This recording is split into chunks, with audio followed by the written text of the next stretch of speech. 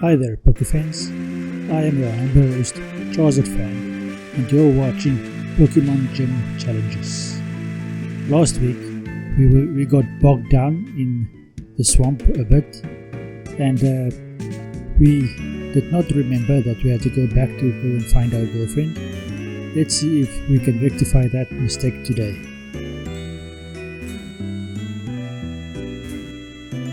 So as you can see, we are in Pastoria City,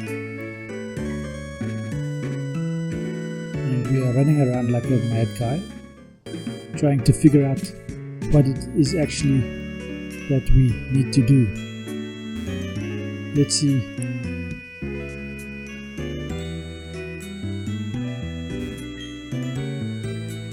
Okay, what is this guy about?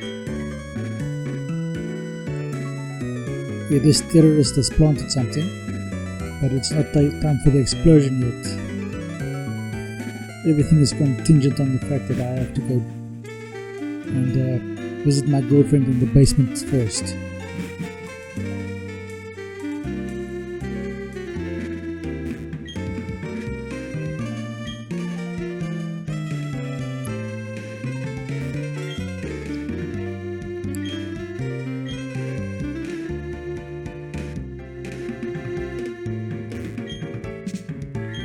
I debated for a little bit whether or not I should use a Carbine in this team.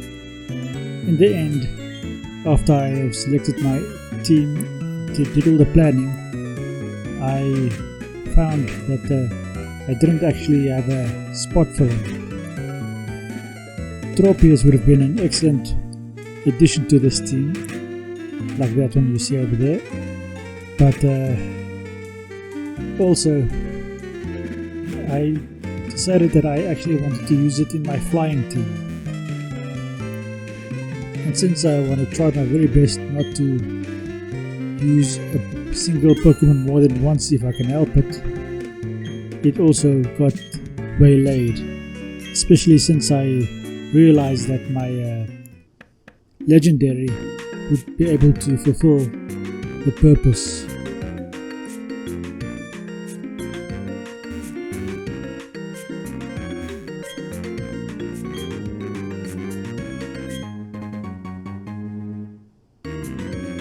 I'm still going to capture Tropius because it will be my flyer, and it can learn a whole lot of HMs like Strength and Fly and Defog and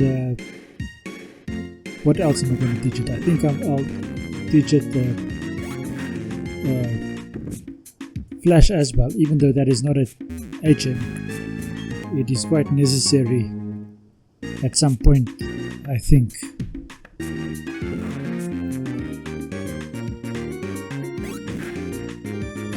Cut is the other attack I'll be teaching it, not Flash, Cut. That is quite a useful attack at some point, or most of the time. Although you can totally go through this game without having to use Cut too often. There are only a few instances in this game where Cut is actually necessary. You don't need it to go through Victory Road.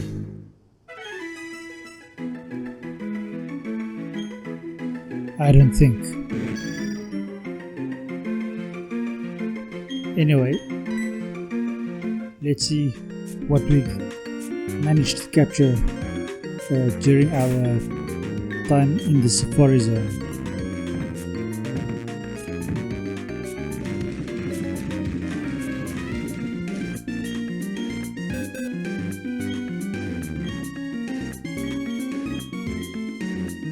Okay, so for now, at this point in the game, I have not actually decided to use Tropius yet. I've not set my heart on it. So I'm teaching Yanma Defog. I'm thinking at this stage that Yanma can learn Fly. but I think I realized at some point that I cannot learn fly, so I need to capture Tropius in any case.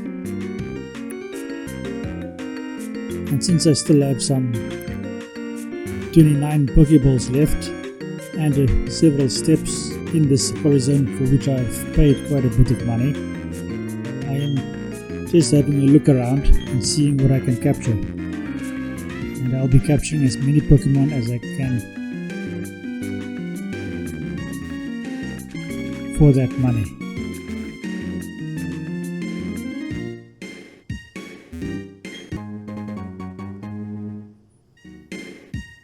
I know that some people like all the struggles you go through to get through this swamp over here. I for one am not one of those that enjoy this struggle.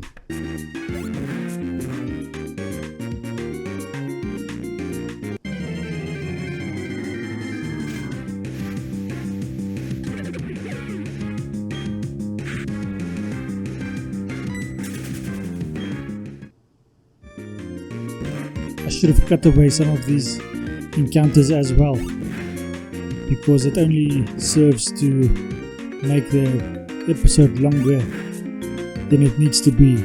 That combined with the fact that I'm struggling to get through the swamp in the first place.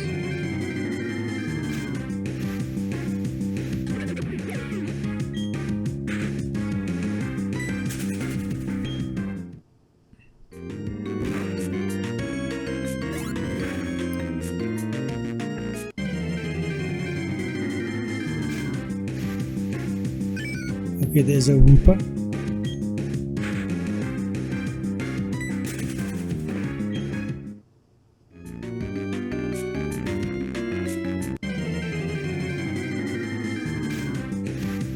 Another Wooper.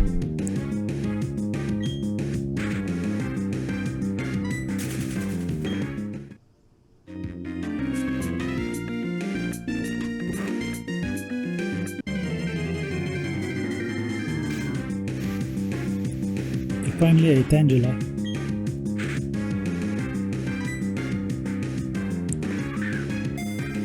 I also briefly considered capturing or using Tangela in my team.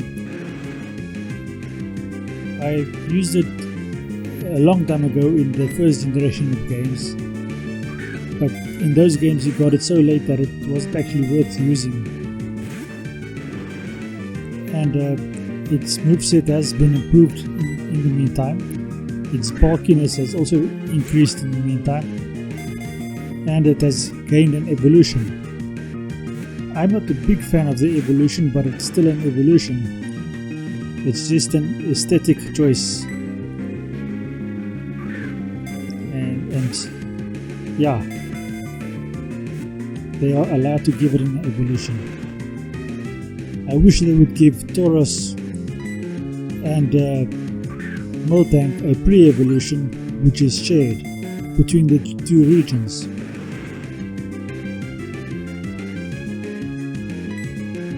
But that is only me, I think.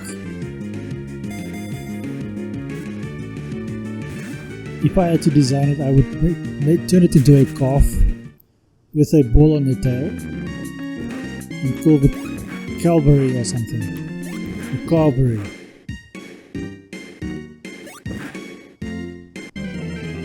Playing on the word of calf.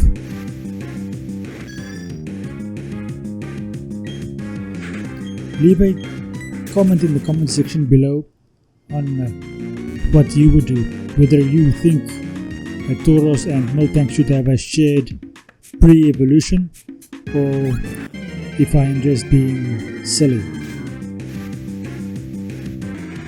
Also comment if you have other Pokemon in mind which you believe should have a pre-evolution.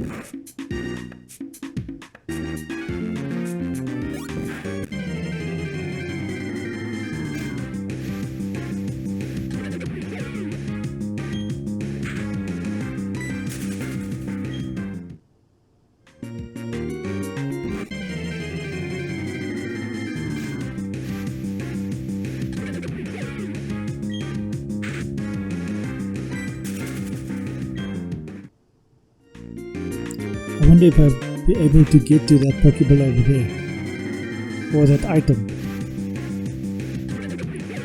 It appears as a Pokeball, but it's actually an item. I suppose that's the easiest way in the overworld to indicate an item, instead of just putting the actual item there. Maybe they put it as a Pokeball because if you could identify the item by sight, you might decide that you don't want the specific item. This one by coincidence was actually a ball, a Pokeball, in this case a Great Ball, but it presented as a normal Pokeball.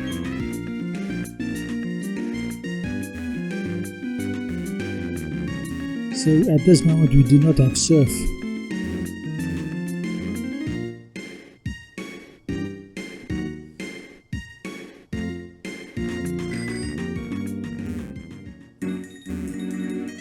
So here I am just wasting time.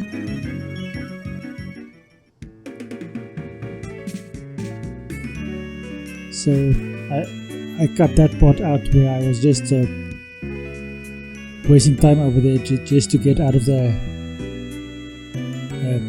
safari zone quickly without actually having to walk all that way. In retrospect, I might have actually just walked out to accomplish it.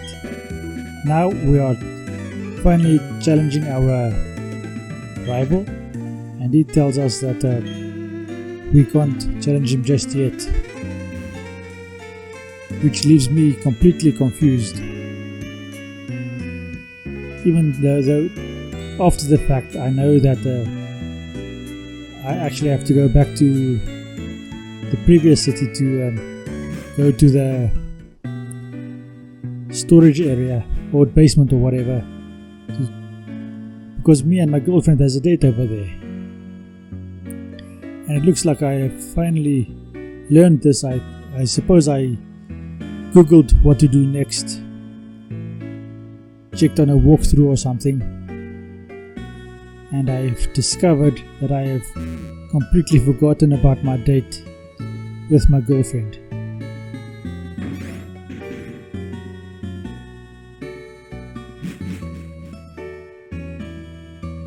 So it's rather late than never, I suppose.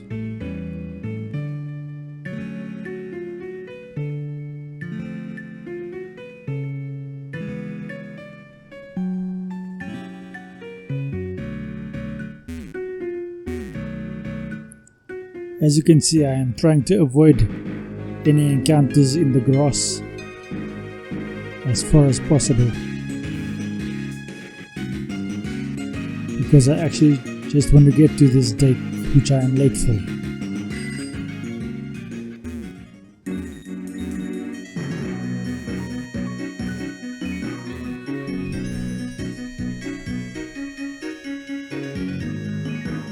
And it doesn't actually help that this area is kind of built like a maze.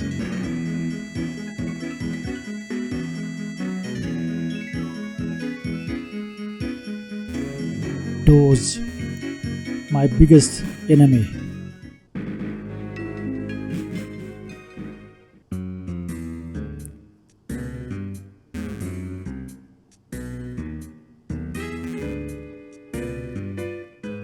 That and narrow passages. Okay, here I come. And they've been patiently waiting for me for 3 episodes. If I was those 2 grunts, Dawn would have been in so much trouble. And I mean the adult kind of trouble. Anyway,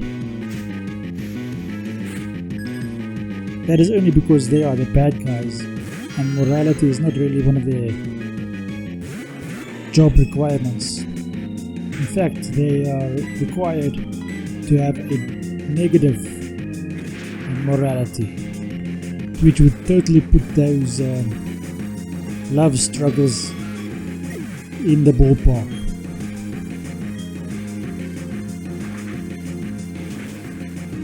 Ouch. I can only attack one Zubat at a time. Okay, so since gravity was used, the ground type attack would do wonders against that Zubat, but I'm still going to use a thunder type attack against that Zubat. Electric type attack, I mean, thunder punch. And let's see what happens next.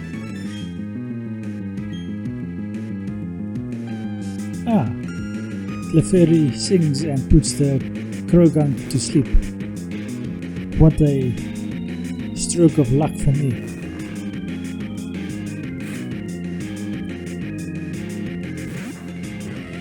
That means I can concentrate on the active Pokemon.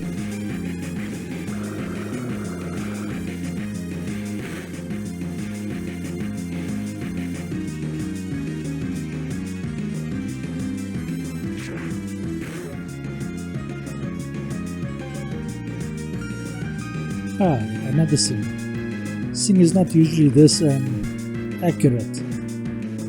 The fact that she got 2 hits in 2 attacks is quite extraordinary. But one hit KO takes her out. One punch, gone. And she sends up Prinplup.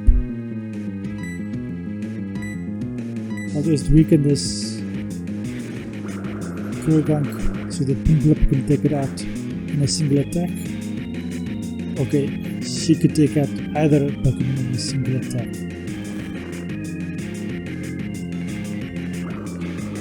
Okay, not with that attack. I was hoping she would use a Peck type attack, but Bubble against the weakest is fine, I suppose. I personally would have attacked the active Pokemon because that could have gone quite bad. Luckily, Prinplup is not yet Steel type, so the revenge attack doesn't do significantly much damage.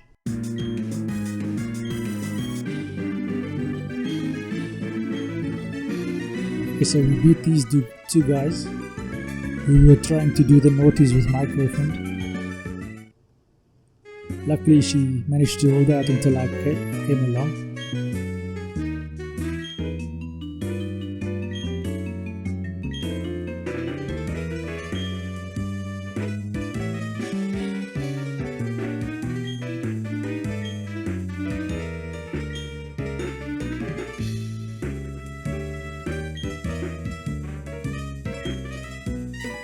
Yeah, Don, I know it took me quite a long time, but you know, I had to go and struggle through a swamp first.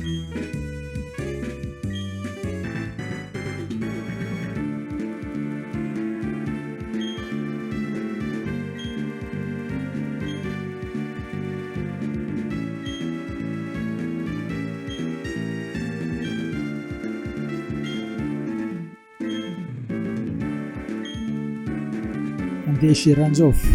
I think she's a little bit upset with me because she almost got into a naughty struggle with 2 guys. I think I'll make it up to her later on.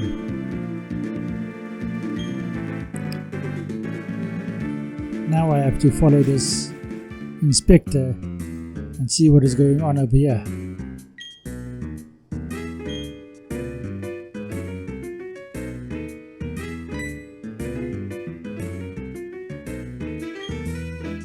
Okay, so this is where Fly is.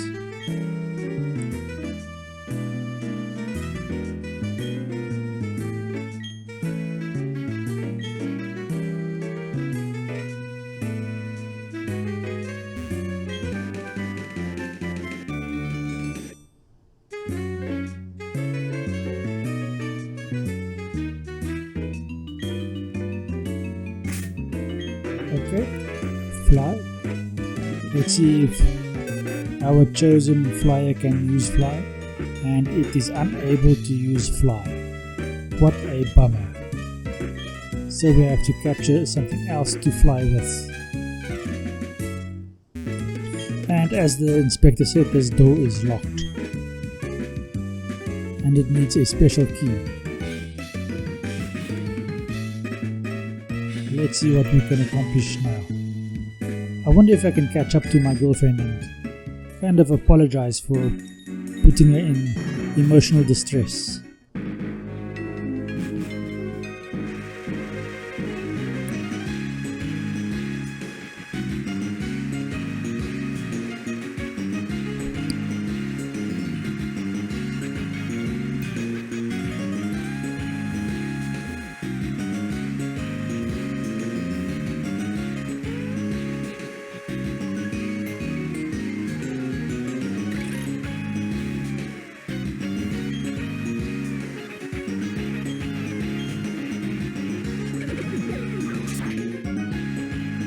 Okay, so I'm going to go look for a flying Pokemon so that I can use Fly.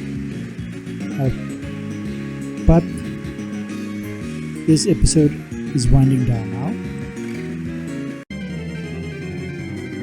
Please remember to subscribe to my channel. Leave a like and a comment.